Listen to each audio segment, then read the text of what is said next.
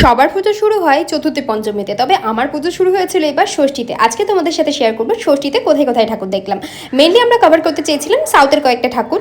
প্রথমে আমরা চলে গেছিলাম ভারত মাতাতে, সেখানে গিয়ে দেখলাম মণ্ডপটা বেশ ফাঁকা, তাই পুরো মনটা খুশি হয়ে গেছিলো। দেন সেখানে একটু হাওয়া ঠাওয়া খেয়ে আমরা রওনা দিই ইডিএফ এর দিকে। ইডিএফ এর থিম আর ঠাকুর নিয়ে কিছু বলারই থাকে না, প্রত্যেকবার এরা অনন্য থিমে ঠাকুর বানায়, আর এবারেও এর থেকে আলাদা কিছু ছিল না। দেখো মায়ের মুখটা, দেখে মনে হচ্ছে কেউ যেন ছবি এঁকে দিয়েছে। দেন আমরা রওনা দিই যোধপুর পার্কের দিকে। সেখান থেকে ঠাকুর দেখে আমরা চলে যাই 95 পল্লী থেকে। এখানে একটু লাইন টাইপের কিছু ছিল, তবে লাইন বলা ভুল, এই বাঁশের একটা ব্যারিকেড ছিল, ওটা পার করে অনেকটা হেঁটে আমাদের চলে যেতে হয় মণ্ডপটার সামনে।